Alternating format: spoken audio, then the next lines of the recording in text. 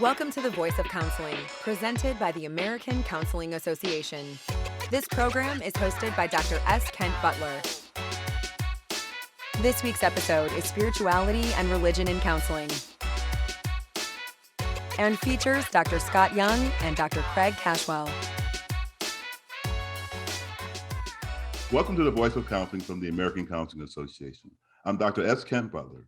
Joining us today are Doctors Craig S. Cashwell and J. Scott Young, authors of Integrating Spirituality and Religion into Counseling Practice, and it's in its third edition.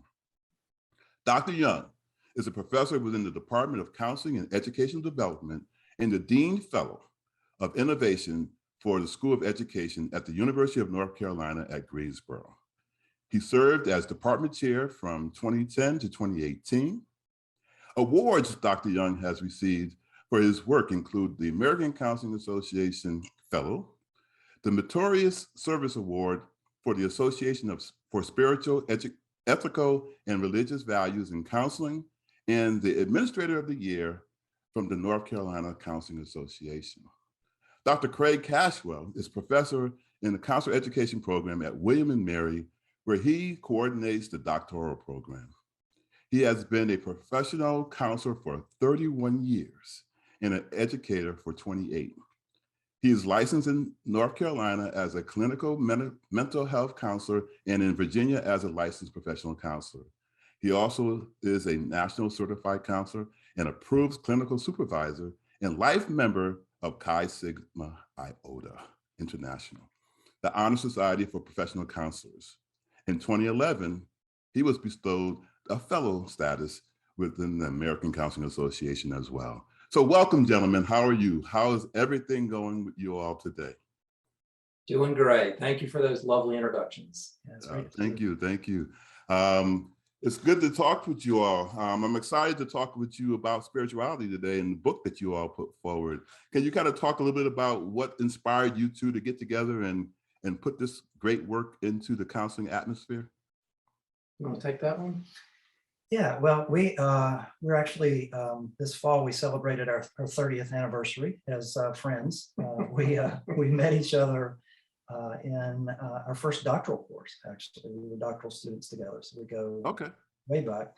But really, when we started kind of doing this work, when we came together on the faculty at Mississippi State. So in 2002, I had been at Mississippi State and Scott joined me there, and we were colleagues, and we started just sort of talking about our interest around religion and spirituality and how that shows up for clients in the work, and how the spiritual work can be integrated with people's psychological growth. And so out of that, I think we started out doing a study a year.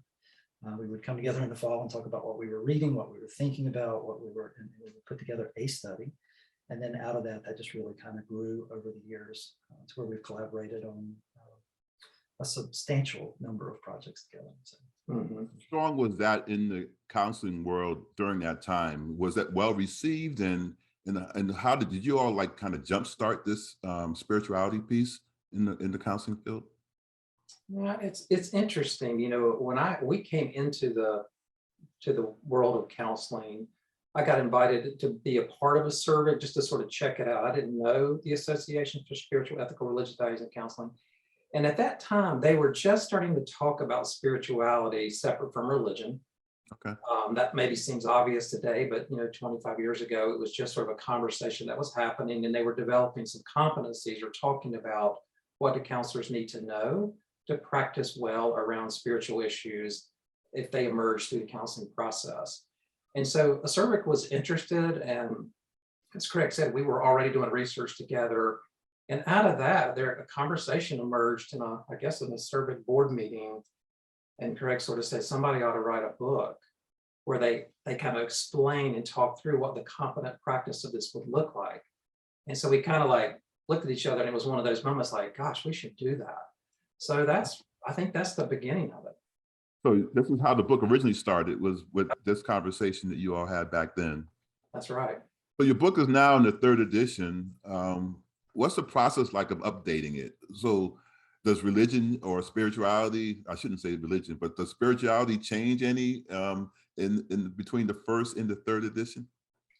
It's kind of funny. We're updating a book on things that are thousands of years old in some cases, right? So, but the research does evolve, and I think that's been one of the biggest shifts that we see. And I think maybe even more than that, as Scott and I continued, we both have part-time practices, so we do counseling work. We both do training in this area. We do supervision, so we continue, I think, to get more clear. So, for example, the third edition, we added a chapter on forgiveness work that seemed really sort of a glaring omission from previous editions, and a chapter on how to work within the client's belief system and integrate their whatever is they consider to be sacred text, right? They're drawing from a body of text that they deem sacred, how to use that in the counseling process towards the psychological goals of the clients. Yeah, so it's actually been interesting. I remember working when we started the second edition, we actually talked about changing the title of the book because it felt like a different book. It was because the revisions have been so substantial. In the end, the wisdom of the ACA staff was that making it an updated edition would sell better. So from a marketing standpoint, we stayed with the same name, but they've been pretty substantial updates each time. The second and third edition have been pretty substantially updated. What's your writing process like? What do you have to get into in order to become the spiritual gurus that you all are? Oh, well, thank you. That's very kind. I hope we don't sound like we're spiritual gurus. That's I don't know, but I think what I would say about that is I do think it's important that if one is interested in these sorts of topics, that you are quite aware of your own spiritual life and work. So Right. Craig and I are both, I think, been on simultaneously our own journey around all this personally as well as professionally.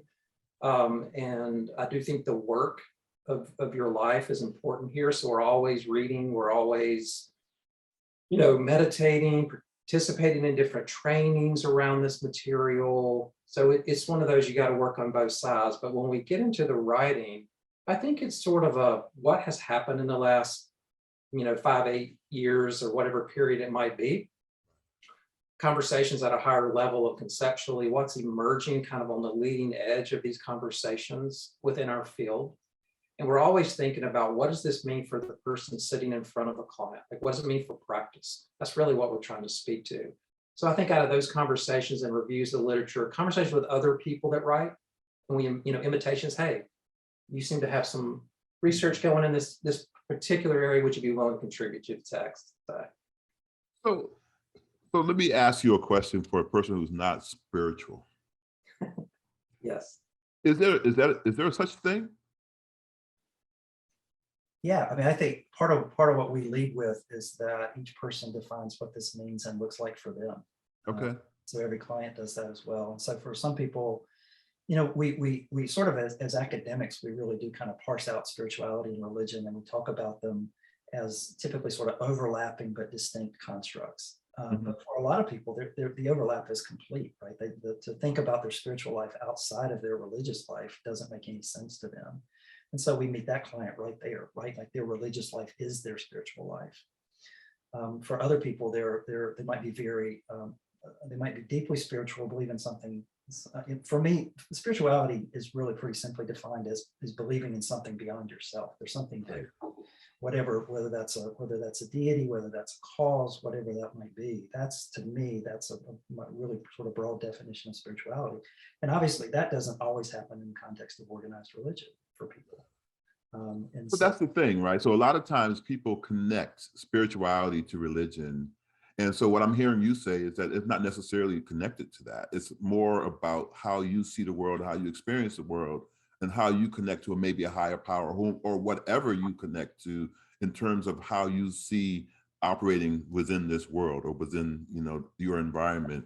So when you reach somebody who says that, listen, I can't connect with you because I'm not coming from a spiritual place, what is the thing that can be done for a counseling student or from a counselor that's new to the profession or a counselor who's been here for a while to kind of be able to work with that person?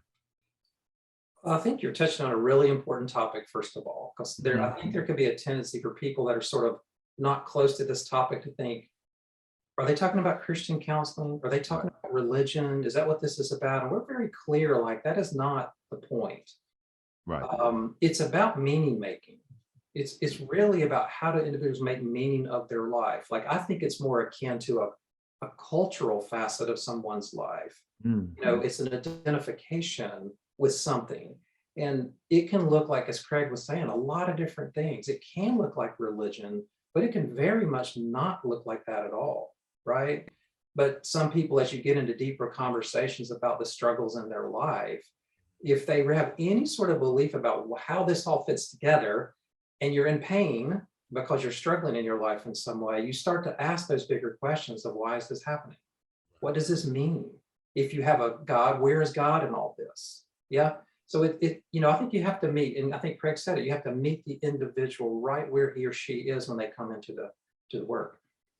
Like that. I think that's a really important way to look at it in some regards, because when you think about considering spirituality and religion with your clients, you are looking at finding ways that they find meaning, how they find purpose, how they find a way of coming to understand what's happening within their realm. So that's a really nice way to kind of move into that. How do you help someone who is not familiar with communicating with people in this way to kind of support that counseling relationship? Yeah, I think for me, I think a lot about, we talk a lot about cultural humility, and I think about the application of that in this case, right? That we can't possibly be experts on every particular belief system or wisdom tradition or way of being in the world that a client could bring in, but we can be humble in recognizing that our way is our way, it's not the way. Right. And that the space that we walk into is a compassionate curiosity with clients. And that's true whether I don't, it's always interesting to me when Scott and I have taught courses on integrating spirituality into counseling. The students who are drawn to it typically are either historically sort of highly religious and trying to figure out how to have compassionate curiosity for people who are different, who have different belief systems in them, or they have no worldview around this and they know it's going to be important for clients and they want to figure out how to hold that space for people. So they kind of come from two kind of different perspectives, but in both cases, they're wanting to get better. They appreciate the importance of meeting people where they are and how to do that in a way that doesn't impose a particular belief system or values onto clients. So Craig, you just talked a little bit about cultural humility. Can you kind of put it into context so people can kind of see what that actually means? Because I think sometimes people get it confused as to what you're really trying to say about someone when you're telling them to practice from that perspective. So from your perspective and in using it from maybe the spiritual realm, can you kind of talk a little bit about what that looks like? Yeah, I suspect most educators and supervisors have worked with students in training who had a very strong personal belief system about what is true.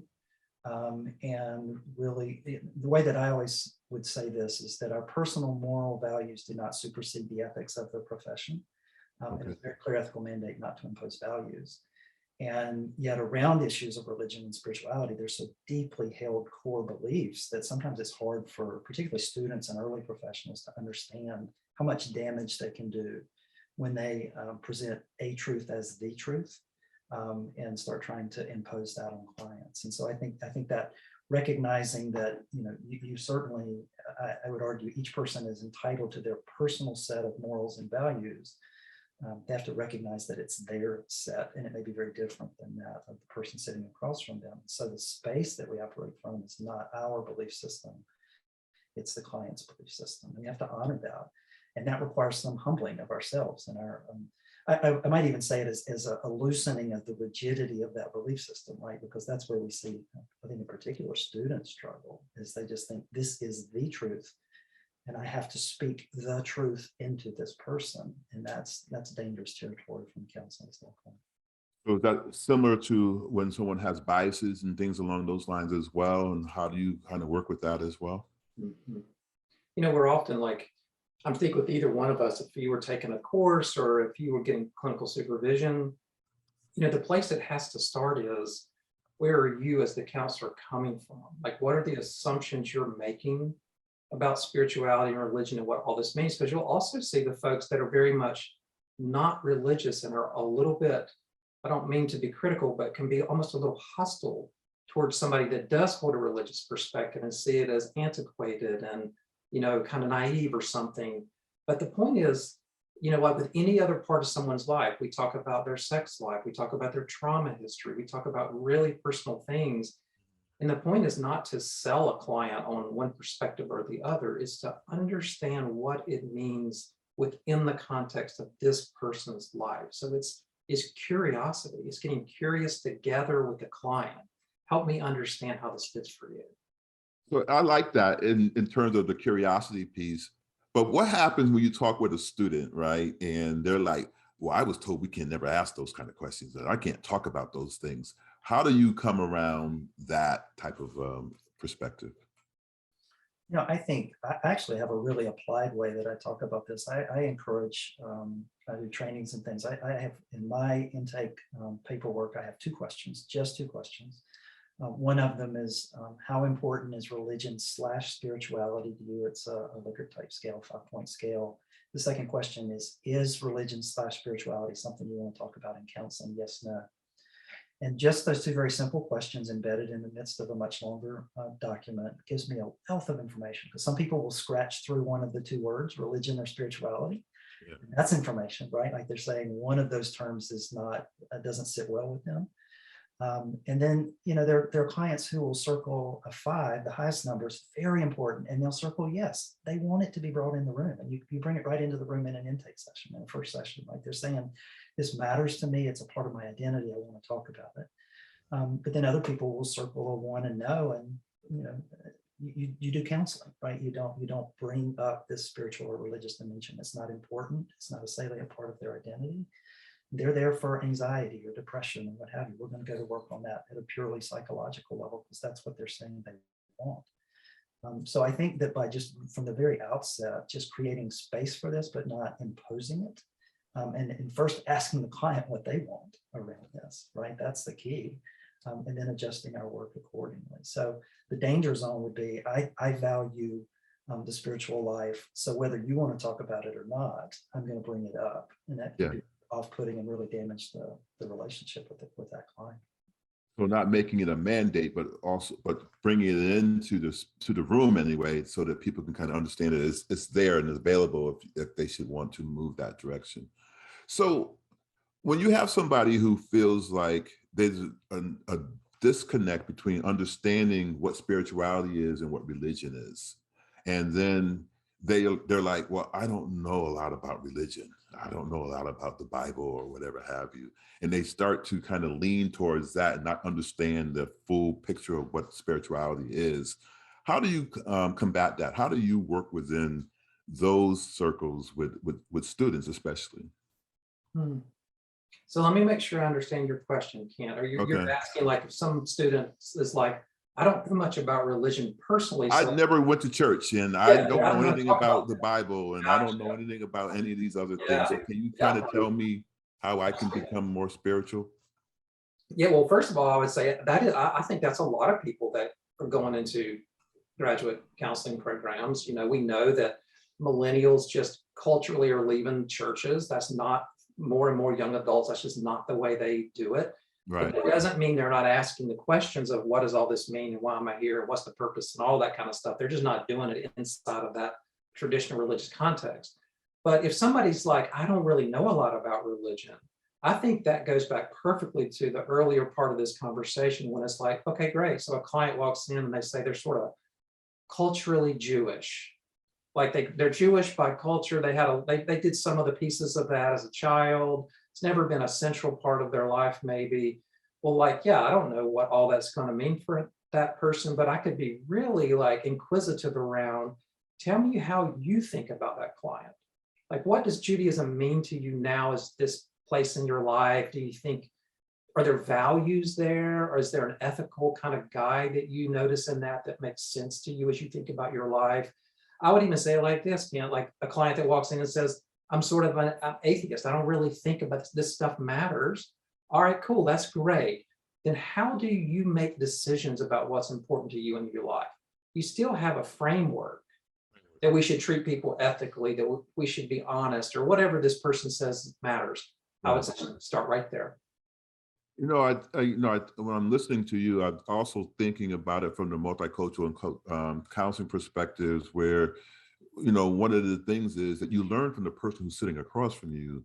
You're not expected to know everything. We can't know everything about every person, every intersectionality that's out there. So you learn from the person that's there, and it's more about knowing how to ask appropriate questions without letting your bias get in the way, right? And so that's kind of what students can do to kind of work through that. So one of the questions that I wanted to ask you all is, what are some ways to foster protective factors that are drawn from a client's spiritual or religious beliefs? Yeah, there's actually a really good body of literature on religious coping, and with the idea that it can be both positive and negative, right? So one of the things that when a client comes in with a religious or spiritual worldview, I think one of the things that we're listening for as counselors is how that, and I don't ask about this initially, but how is that connected to whatever their psychological symptomology is? So, for example, if they have an image of a higher power that's a very judgmental or unavailable, or they have some sort of projection onto their higher power, and we often know that's a projection of the family of origin. So if your guardians or parents aren't available for you, guess what your image of God tends to be. And out of that projection, you feel abandoned, you feel left, and you have a lot of anxiety around that, right? So we're listening for that connection. And we don't, if you ask the questions too early, like how does your religious and spiritual worldview impact your depression, anxiety, what have you, we run the risk of inadvertently sort of shaming or pathologizing their religion. And we don't want to do that. We'll be really cautious about that. But I'm listening for that. Like, what's the interplay? This sense, do they have a sense of they believe in a higher power? Do they believe that that higher power is accessible to them, responsive to them, engaged with them in this beautiful kind of dance? Or have they abandoned the client? The client feels abandoned because I'm such a horrible, terrible person that God has turned away from me, right? So we're listening for those kinds of that kind of language, and that's where the integration piece can kind of come in. Mm-hmm. And I would add, go ahead. I would just add to that quickly, and as it's sort of implied in what he was saying, is looking for the places that their spiritual perspective is helpful to them. Like, where does it bring comfort, peace, meaning, soothing, and sort of, helping them to notice that when you talk about it this way, it seems to be really a benefit to you. So are there ways that you can draw upon that as you're going through this difficult period, right? So one thing I think I know about you, Craig, is that you like nature. I think you're out there in it. And I'm thinking it rubbed off on you too, Scott, being around him for 30 plus years at this point. When you are one with nature, and I think that kind of ties to your spiritual beliefs and the things that you're going through in life, how do you use those experiences to help draw students and others who are kind of novice to this kind of atmosphere or thinking to kind of come to understand that, right? Because I think a lot of times people think that people are religious kooks, or they're this or they're that and all these other things. But to be one with nature and to be one with the environment, it really says something. So, and a lot of times many people are already doing those things, but they don't even know how to classify it or put it into context. And so can you kind of talk about it from that perspective? When you are out in nature and you're enjoying nature and you're able to start to think and process and things along those lines, what are some of the things that are going on for you and how do you get there? Yeah, so the part of the way I think about that, as an academic, I think too much. And I get reinforced for thinking too much sometimes. So part of being out in nature for me are these ideas that are very connected to my spirituality and very congruent with my religious beliefs, that I'm grounded, I'm connected to the earth, and that you said one with nature. That's a beautiful way to say that, Kent. Like, everything is connected. So I'm not disconnected from the trees or the water, or I walk up on a deer in the woods. That just happened to me a couple of days ago. And What's just, that? the deer and I sat there, looked at each other for a while and just made eye contact and just looked at each other. It was in a place of woods. There can't be predators because this deer was not scared of me at all. And we just had this connection. I just felt this moment of connection with this deer. It was a beautiful thing. And so it's just that recognition that I'm grounded, I'm present, I'm in the present moment. I'm not thinking about the next thing. I'm not thinking about a project that I need to work on. There's nothing but that sort of that moment. And then to me, that's the most deeply spiritual space where I do have a belief in a higher power that I language as God. And I would say that is where I experience, I encounter God, is in those moments of pure presence. There's nothing in the past, there's nothing in the future, there's just that moment. So for me, it's ultimately kind of an experience of mindfulness that connects me both to myself, to my deepest self, and to my higher power. Does it, and Scott, you can answer this too, does it, being in nature, does it support or really enable you to start writing, like when you talk about writing this book and being the 3rd edition, does being in nature help inspire some of that as well? That's interesting. I haven't quite thought about it that way, but I think what I do notice is, and maybe this would be helpful for someone's listening to this to understand, that experience of like that connection to something that you can definitely tap into when you're out in the natural world. I mean, like that is the first religion of every indigenous group, right? Like it's sort of Richard Rohr, who's a Franciscan that we both study under some, he always says that the first Bible was creation. That, it was all revealed in this actual creation of what is happening right here. And most people can have the experience sometimes sitting on a mountain, watching the sun go down. You have that little like, oh my gosh, like a moment of like something shifts and like, this is amazing. Yeah. Or you see the stars at night and you still like, I am so small in the face of whatever all this is. Right. And that's actually a stage of consciousness or a shift of consciousness where you go from the individual to the universal. And that's right. That is a spiritual opening in that moment. Well, most people can have that and never get it confused with religion and all the stuff that goes along with that. So to your point, I think everyone has these spiritual experiences. They just may not label them as such. And one of the things that you're saying kind of makes me think too, is how someone comes to their own understanding, right? Now, yours and what you need to go through in order to kind of get to maybe your Zen or whatever it is that you're going to be.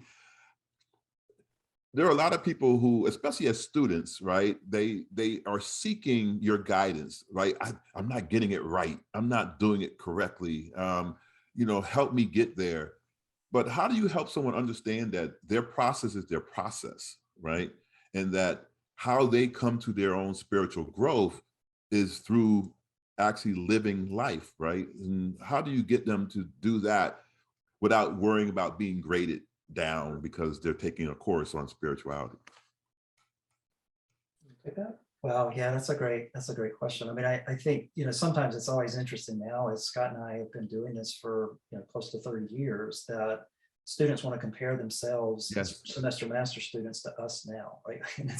And that's just not a fair comparison. We talk all the time about how much easier it is now to be a counselor than it was at the beginning, right? We just feel more comfortable in our own skin. We've done our own work.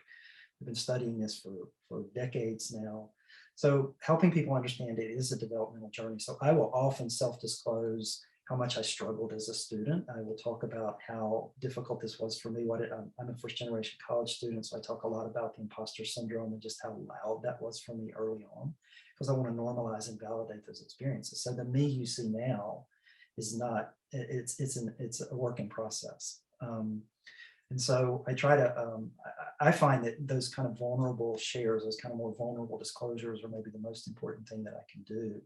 Because the projection, somebody looks at my CV and says, oh, you have all these publications. Well, yes, and I've got a drawer full of rejected manuscripts, some of which were horrible ideas that never took off. And there are many epic fails in my career. And that's the only way I've had any successes. And so I like to try to balance all of that out in terms of sharing with people what a journey this is, right? What an absolute. Right. I can attest that there haven't been that many epic fails there, Dr. Cashwell. So I don't broadcast you are your partner there. Really good work. And I think that's a really great spot for us to kind of maybe take a break and maybe contemplate vulnerability, because I think that is definitely something that adds to the luster of being a counselor, is allowing yourself to be vulnerable. So this is the Voice of Counseling. This is Dr. S. Kent Butler, and we'll be back in a moment. Counselors help positively impact lives by providing support, wellness, treatment. We're working to change lives.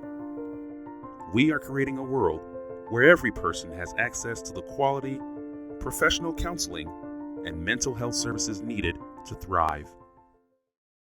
Welcome back to the Voice of Counseling. This is Dr. S. Kent Butler. I'm here with Drs. Cashwell and Young, and we're talking about what it means to be vulnerable and in a space with your clients. And so I want to throw it to you, Dr. Young, to talk a little bit about maybe how you see coming to your own vulnerable self in a counseling relationship. Yeah, I mean, it's a good question. I have sometimes had clients ask me about my own spiritual life or some aspect of that, a religious life. And generally we're thinking that we're not here to talk about ourselves, right? We're here to talk about the client and their concerns. But I think there are times when our own willingness to be transparent about our journey around some of these things, if clients are curious about that, certainly only if they're curious about that, can be helpful.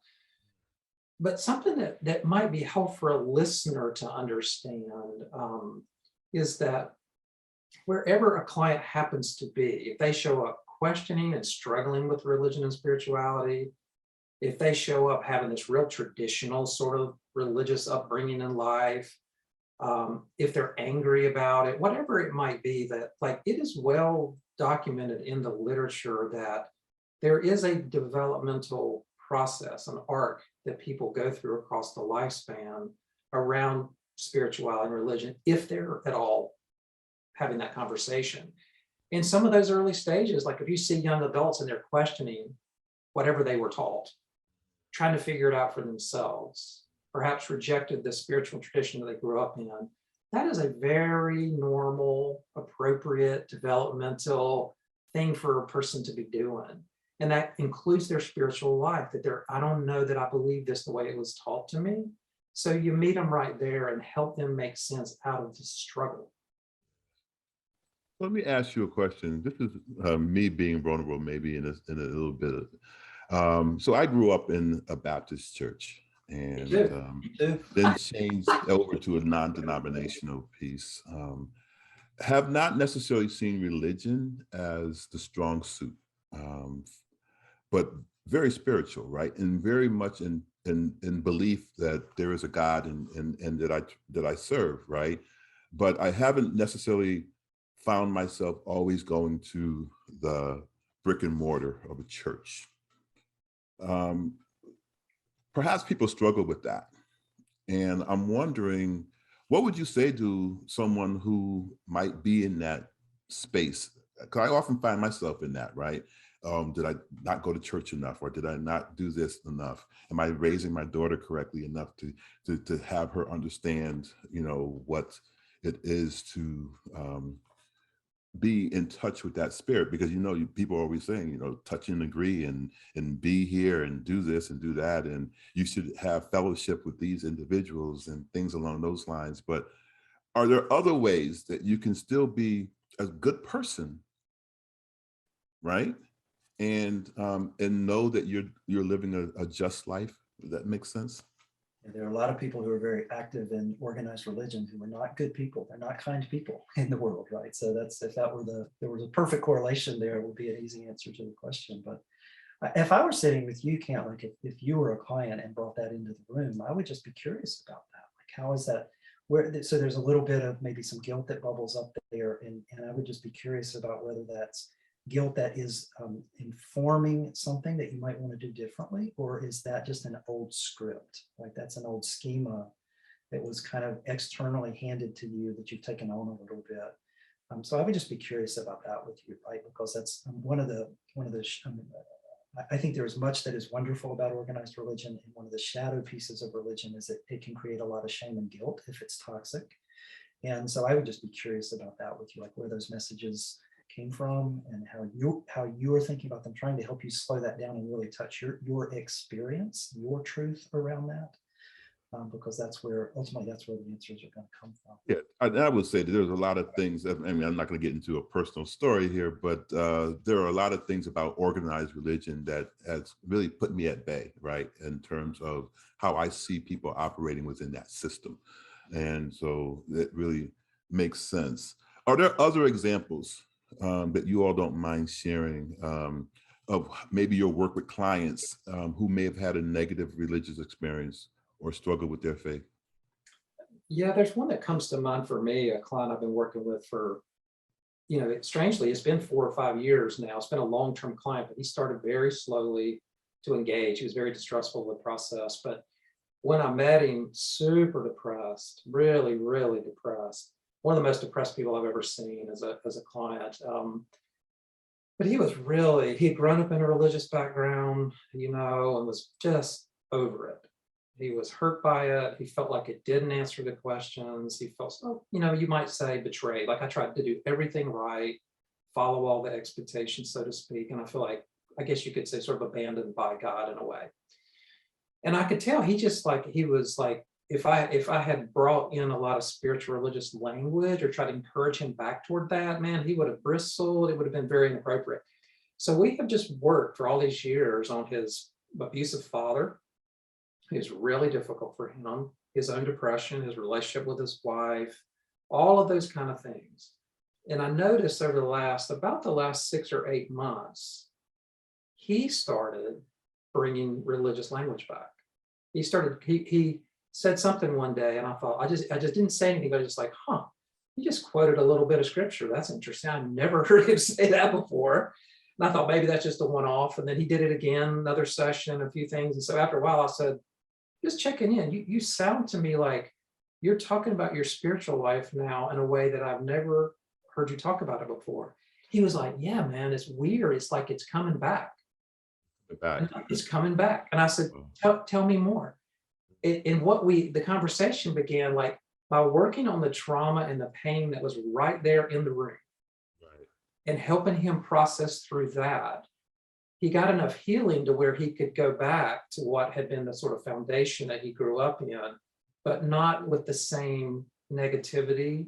And he was finding the meaning again that had been there. So I'm saying that to say, you don't have to just go straight at the spiritual and religious to actually help it. It's all connected, right? Connected. Nice.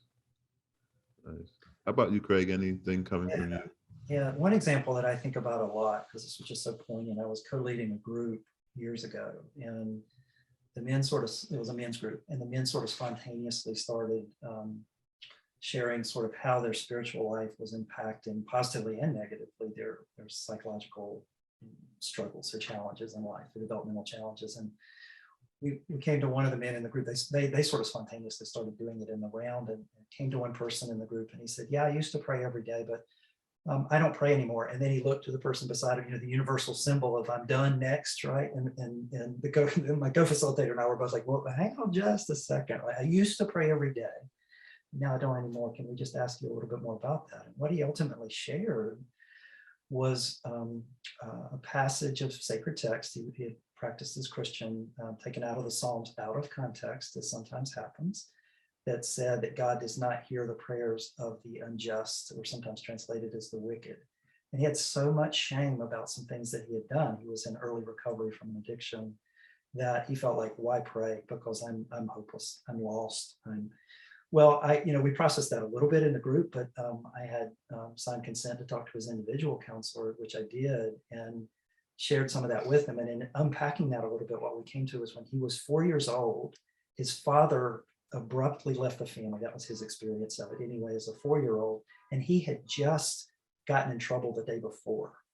So he literally had this childhood memory of, I was bad and my father went away, and he had a very masculine image of God.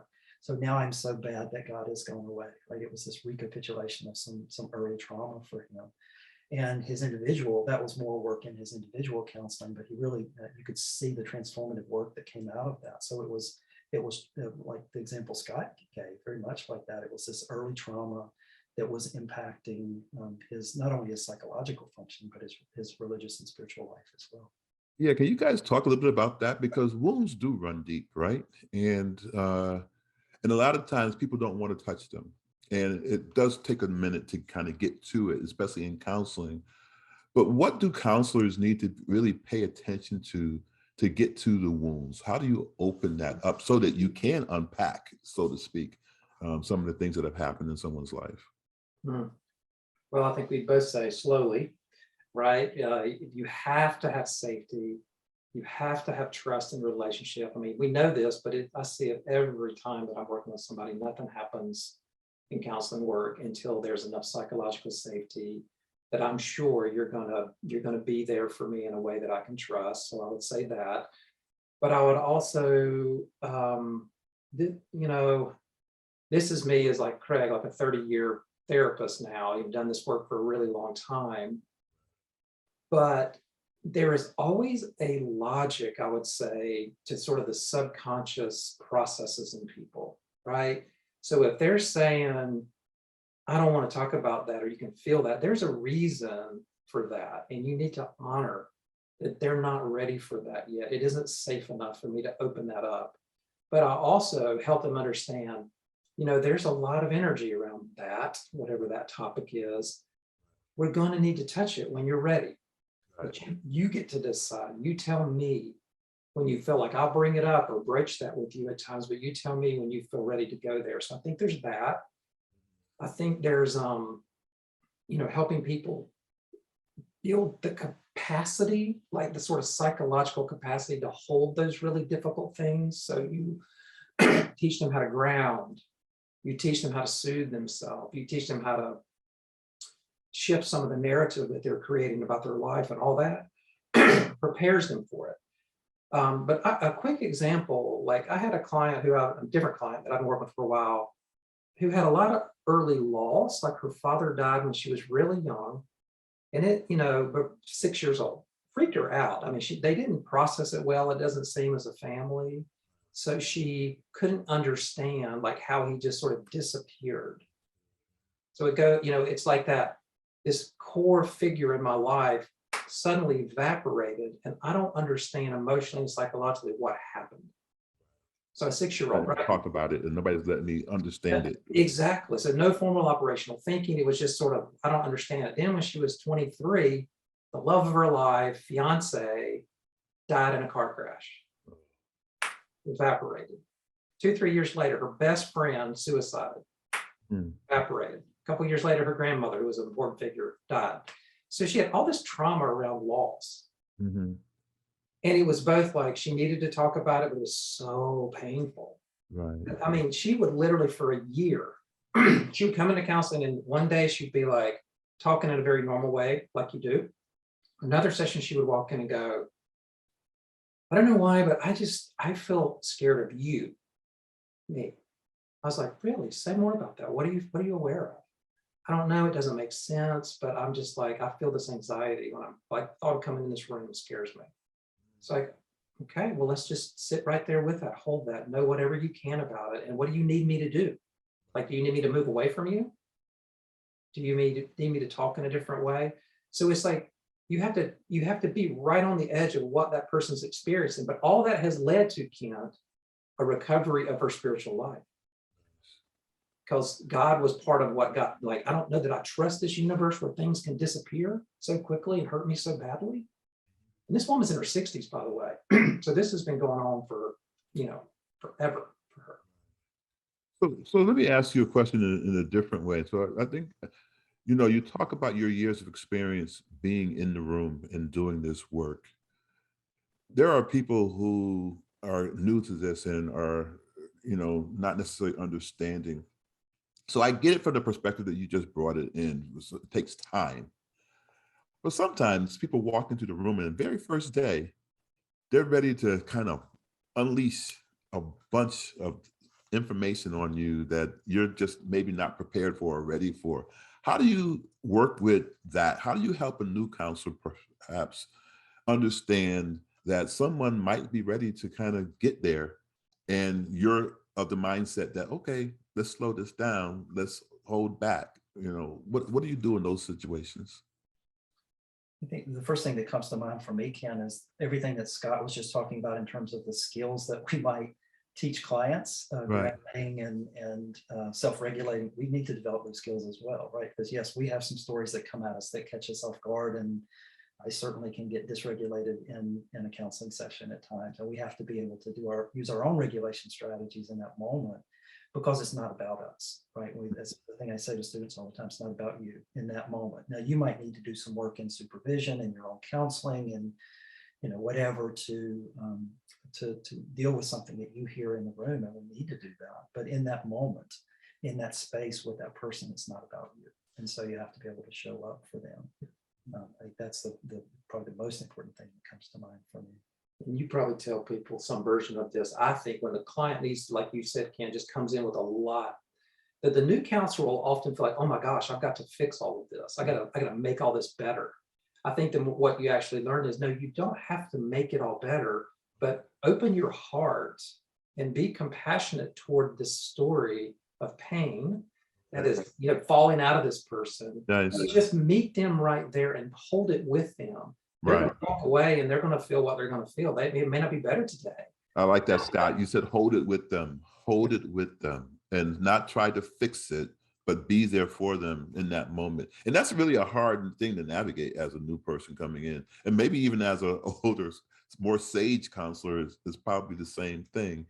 Let me switch gears just a little bit and ask you all, can you talk a little bit about how a counselor can conceptualize or address the current social climate, right? And the things that are going on. A lot of the things that are happening have spiritual or religious themes to them. And so how do you address those things in the counseling room? Very carefully. I think it's, I wrestle with this issue. I think it's a great question, Ken. I wrestle with this. When I hear, in a first session, maybe I hear a client say something that I hear as being a bias or a stereotype or something like that. I'm always wrestling with what to do with that, because as somebody who feels compassion for all people or strives to, and I don't always live in that space, but that's aspirational for me. Can I let that stereotypical statement pass without commenting on it? But I also know a lot about the therapeutic alliance and how fragile that is in those early stages. So I wrestle with this all the time. And if I knew how to stick the landing, I would tell you exactly how I think about that. But I think it's a moment to moment thing for me. And so one of the things that Scott and I talk about a lot is in those developmental models of spiritual development, one of the things that organically happens, naturally happens, is a movement to non-dualism. So there's not a me and a you, there's an us, and that everything is connected. And in that space, as people move into those developmental spaces, I think at a spiritual level, that's where some of their psychological biases and stereotypes and preconceptions start to fall away. As we recognize that we're all human beings struggling to have these spiritual beings having a human experience, as it is sometimes said, and what we feel is compassion for the other rather than judgment. So if I don't understand something about you, my first impulse is one of compassion and curiosity, not of judgment. And so I think that othering kind of goes away.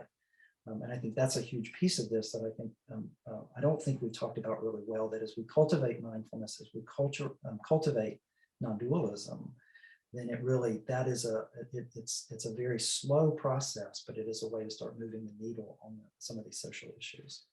Yeah, just to piggyback on that, I like what Craig was saying there. On the very concrete level, there are clients that walk in. Certainly, we're in the South. There are clients that walk in with these very traditional, very conservative worldviews. I can hold compassion for the idea that they believe some of those things, right?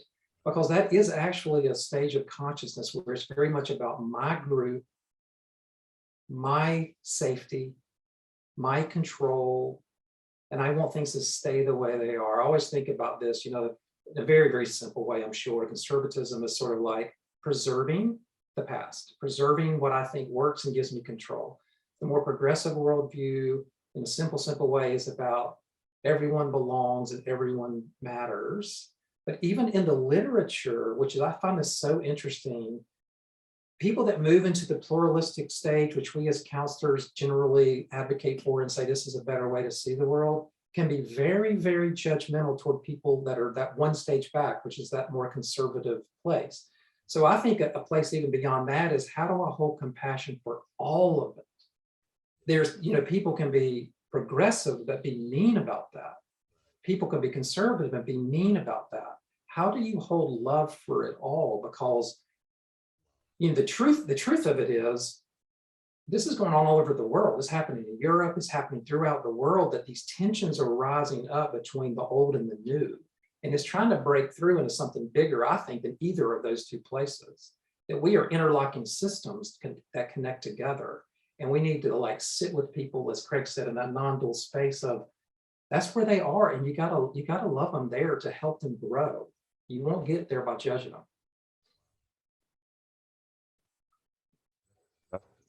That's a lot right there. It's a mouthful that you just shared. I want to thank both of you for just taking the time out to kind of share this perspective. I don't think that we talk enough about it in open, right? And it's like a hush-hush thing sometimes that someone talks about spirituality and things along those lines. And so you all have done richly by it. And so I appreciate your words of wisdom. I'm going to ask you all, just maybe very briefly, because our time is up, what gives you hope? I love that question. I think for me, I think about my time as a client with a really good EMDR therapist, and he would get to that point where he would ask me about my positive cognition. What would you like to believe instead of the negative cognition? It was a running joke for us that my answer was always the same: it's okay. So for me, there's this deep sense of peace that it's okay. When I'm at my best, it's okay. When I'm at my worst, it's okay. When I make mistakes, it's okay. So there's just a sense for me of everything belongs that really gives me both hope and peace day to day. And I don't live there all the time, but I think as part of my journey, I get to hang out there a little bit more than I once did. So. And I'll try to say it really quickly. What gives me hope is that I see that transformation is possible. I see it in clients' lives. I see it in my own life. And I can see it slowly happening in our world. Thank you, gentlemen, so much for being a part of today's podcast. Phenomenal words of wisdom that you shared, something to grow on for sure. This has been The Voice of Counseling. I'm Dr. S. Kent Butler from the American Counseling Association. Thank you for being with us today, and we'll see you next time.